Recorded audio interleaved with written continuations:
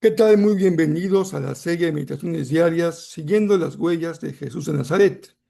Yo soy Rafael Pola y hoy nos corresponde la meditación número 23. Jesús en la sinagoga de Nazaret.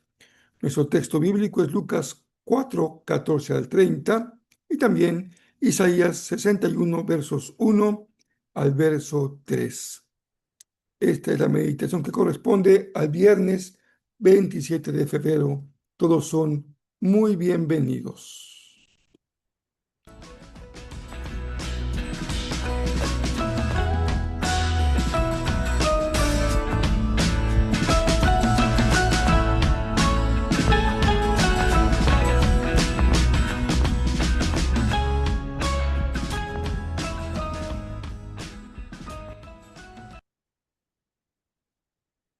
Continuamos nuestra lectura de los evangelios siguiendo las huellas de Jesús de Nazaret. Qué gusto que ya este día viernes estemos juntos siguiendo con la serie y con las lecturas bíblicas correspondientes. Hoy vamos a un pasaje de Lucas de una gran importancia en las huellas de Jesús, en el seguimiento de las huellas de Jesús. Lucas 4, 14 al 30. Al llegar a este pasaje, acompañamos a Jesús en su primera visita a la sinagoga de su pueblo, ya en el inicio de su ministerio. Aunque dice Lucas que ya Jesús se ha ganado un reconocimiento del pueblo, ahora en la sinagoga de su propio pueblo, él va a enfrentar otro tipo de adversarios. Leamos el texto. Si tienen su Biblia a la mano, sería muy bueno que vayan leyendo conmigo el texto bíblico si tienen su Biblia física a la mano. Entonces Jesús regresó a Galilea lleno del poder del Espíritu Santo. Las noticias acerca de él corrieron rápidamente por toda la región. Enseñaba con frecuencia en las sinagogas y todos lo elogiaban. Cuando llegó a Nazaret, la aldea donde creció, fue como de costumbre a la sinagoga del el día de descanso y se puso de pie para leer las escrituras. Le dieron el rollo del profeta Isaías. Jesús lo desenrolló y encontró el lugar donde está escrito lo siguiente: El Espíritu del Señor está sobre mí, porque me ha ungido para llevar la buena noticia a los pobres. Me ha enviado a proclamar que los cautivos serán liberados, que los ciegos verán, que los oprimidos serán puestos en libertad y que ha llegado el tiempo del favor del Señor. Lo enrolló de nuevo, se lo entregó el ayudante y se sentó. Todas las miradas en la sinagoga se fijaron en él. Después Jesús comenzó a hablarles. La escritura que acaban de oír se ha cumplido este mismo día. Todos hablaban bien de él y estaban asombrados de la gracia con la que salían las palabras de su boca. ¿Cómo puede ser?, preguntaban. ¿No es este el hijo de José? Entonces Jesús les dijo: Seguramente ustedes me citarán el proverbio que dice: Médico, cúrate a ti mismo, para decirme: haz milagros aquí en tu propio pueblo, como los que hiciste en Capernaum. Pero les digo la verdad, ningún profeta es aceptado en su propio pueblo. Sin duda, había muchas viudas necesitadas en Israel en el tiempo de Elías, cuando los cielos se cerraron por 3 años y medio y un hambre terrible devastó la tierra. Sin embargo, Elías no fue enviado a ninguna de ellas. En cambio, lo enviaron a una extranjera, a una viuda de Sarepta en la tierra de Sidón. También muchas personas en Israel tenían lepra en el tiempo del profeta Eliseo, pero el único sanado fue Naamán, un sirio. Al oír esto, la gente de la sinagoga se puso furiosa. Se levantaron de un salto, lo atacaron y lo llevaron a la fuerza hasta el borde del cerro sobre el cual estaba construida la ciudad. Querían arrojarlo por el precipicio, pero él pasó por el medio de la multitud y siguió su camino. Leemos la narración del evangelista Lucas. Jesús ya ha triunfado en el desierto sobre la tentación y regresa a Galilea hasta llegar a su pueblo natal o a su pueblo de crecimiento, Nazaret, su terruño, en donde, como era costumbre, el día de descanso se presenta en la sinagoga. Esto parece que era ya algo usual en la vida de Jesús, conforme al verso 15 del texto que hemos leído. Él ya había comenzado a labrarse un reconocimiento público, pero en la sinagoga de Nazaret las cosas van a cambiar radicalmente. Lucas nos lleva a un breve mensaje en boca de Jesús que consiste en su identidad y en la misión que ha recibido, todo de acuerdo a la línea del profeta Isaías.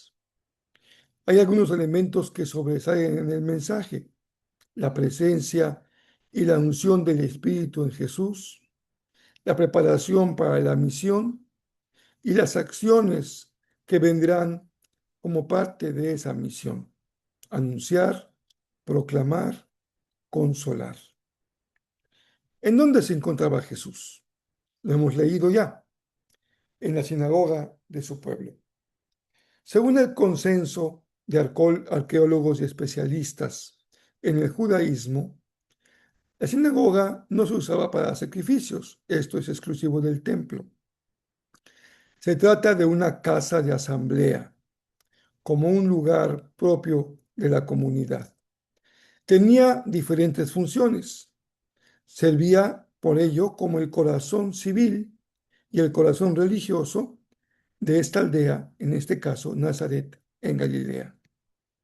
Físicamente tenía varias naves, pero el diseño de la nave central era un espacio rectangular con bancos de piedra adosados a los muros, lo que obligaba a los asistentes a sentarse frente a frente, reforzando así el carácter comunitario de la reunión.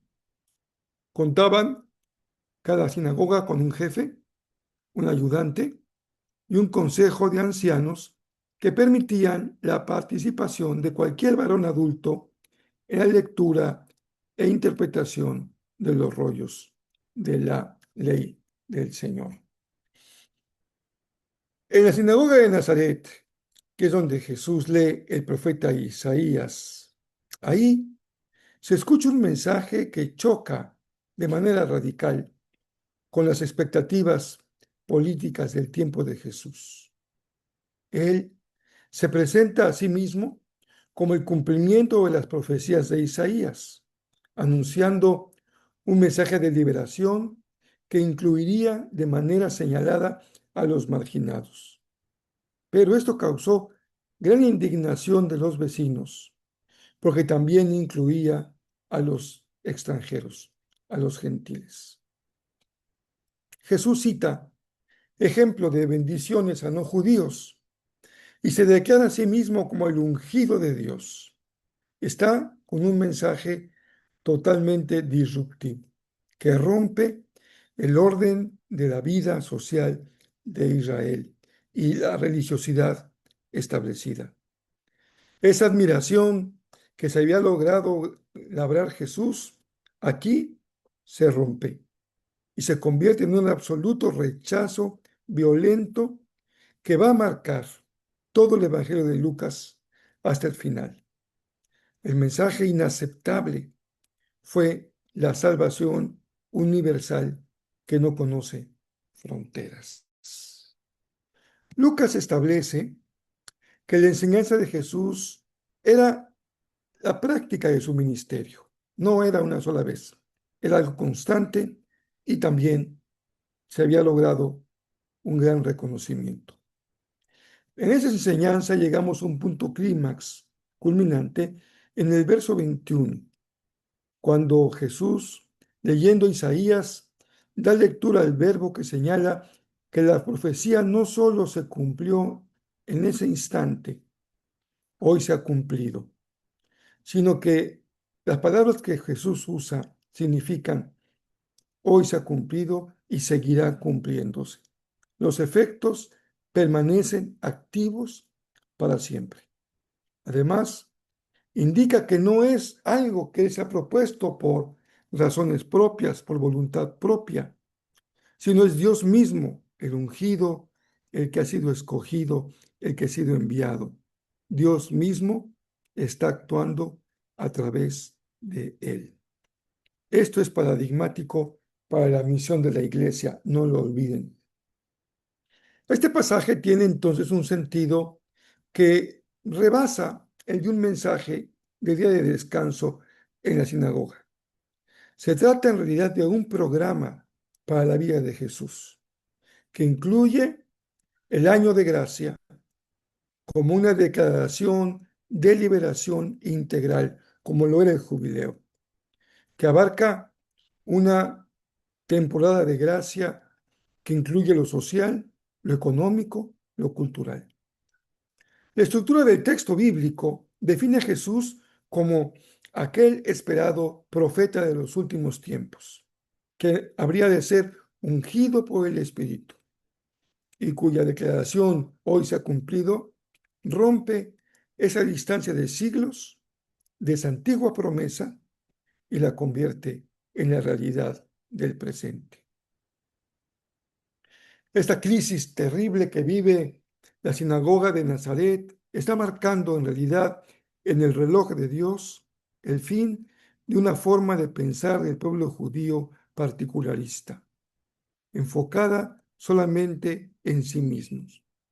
Y esto lo notamos porque Jesús echa mano de la viuda de Sarepta y de Naamán.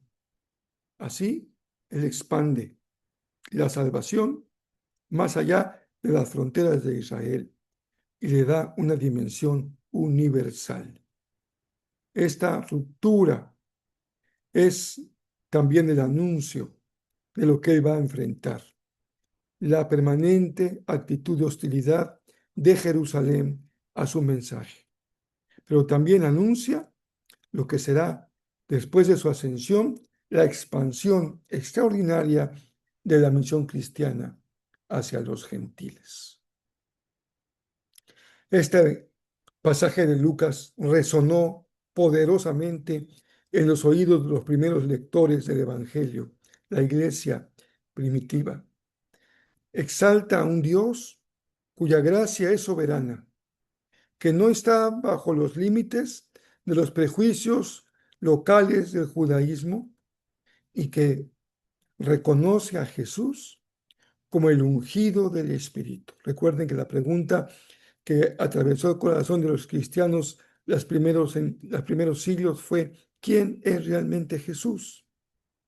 Y en Lucas se vuelve a subrayar la enseñanza: Él es el ungido del Espíritu. Esta promesa se ha tornado una realidad. Esto implicaba para los lectores de la carta del Evangelio un corazón dispuesto, abierto, y también la voluntad de sumarse a esa tarea, a ser parte de los que siguen a Jesús, haciendo propia su agenda. Y eso es lo importante para nosotros, apropiarnos de la agenda de Jesús, prefigurada aquí en Lucas 4, como nuestra propia agenda basada en la justicia, la sanidad y la acogida universal.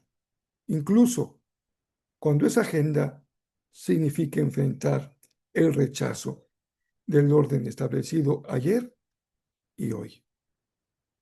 En Lucas 4, 14 al 30, seguir a Jesús, como he dicho hasta ahora, significa seguir al ungido del Espíritu, que es un término mesiánico.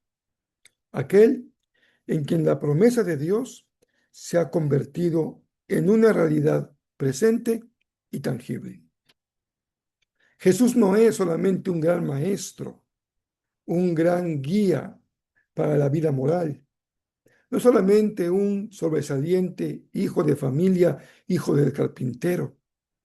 No está atrapado en los límites de su tiempo y de su pueblo.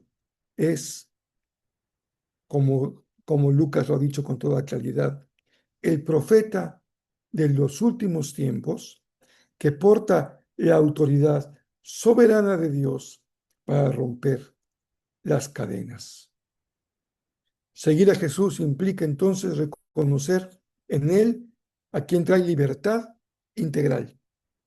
No se trata de ser parte de una religión, sino de ser convocados a participar en el reino de la gracia y en el reino de la justicia, que busca especialmente bendecir a las personas vulnerables, marginadas, pobres, cautivas, a los oprimidos en toda dimensión, sin duda en el aspecto espiritual, pero también Jesús tiene un mensaje de libertad a aquellos que viven opresión física o también opresión en la sociedad.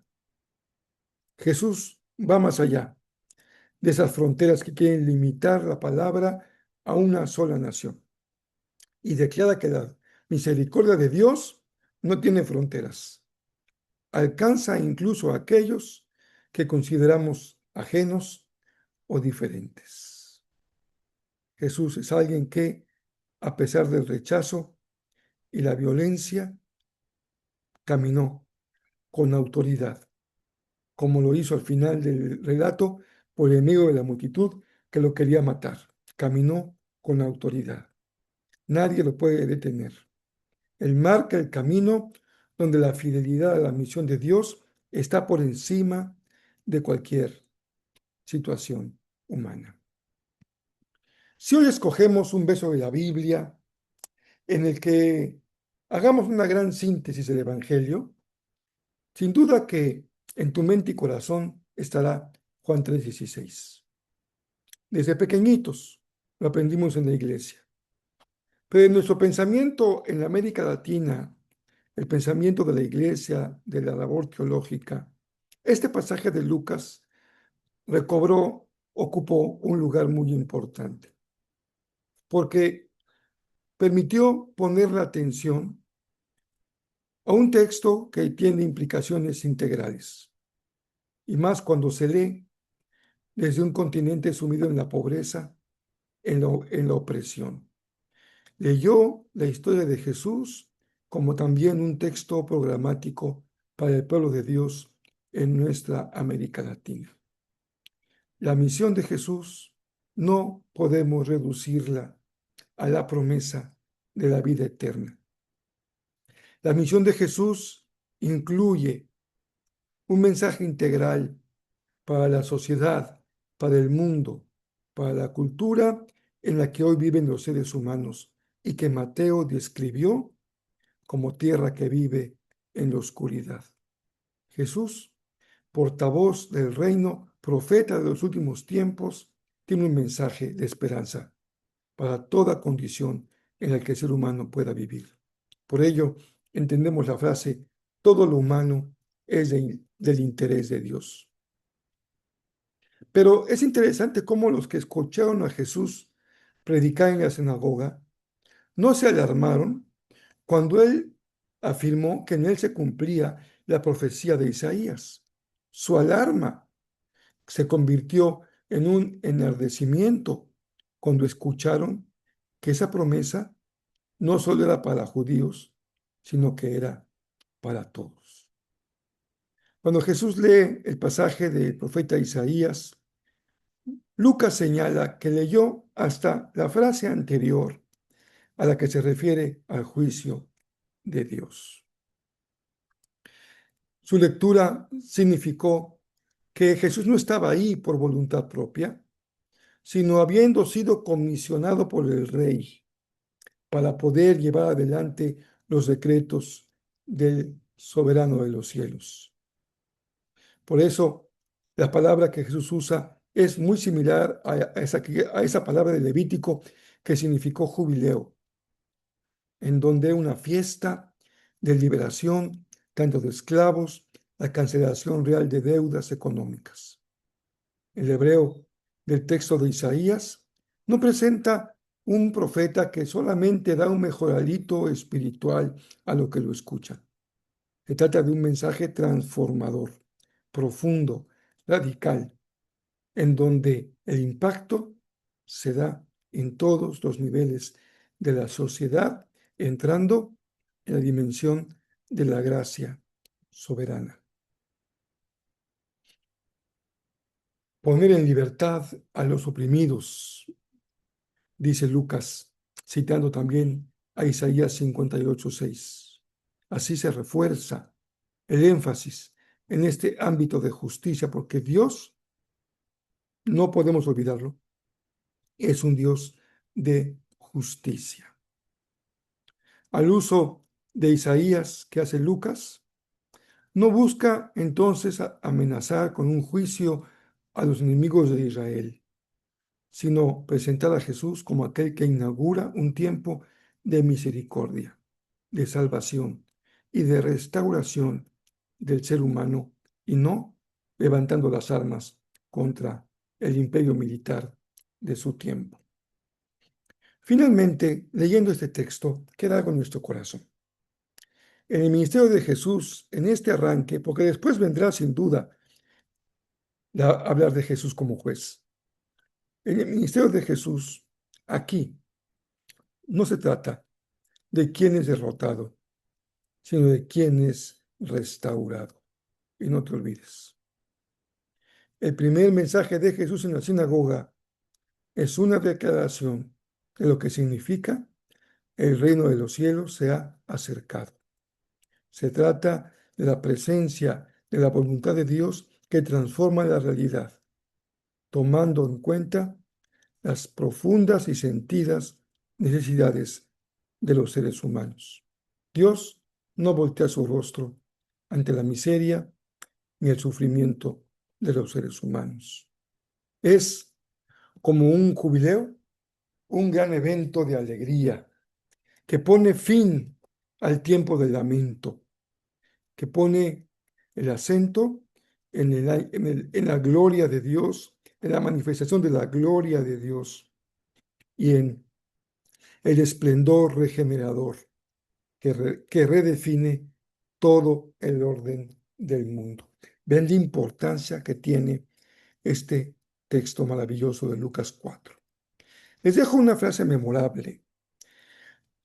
Es de la pluma de un gran especialista en Lucas que se llama François Boyon. Su libro El Evangelio según San Lucas. Son varios volúmenes. En ese libro dice Boyon: la palabra de Jesús no es una enseñanza sobre la salvación, sino una oferta de salvación. No es una lección sobre la gracia, sino la presencia de la gracia misma.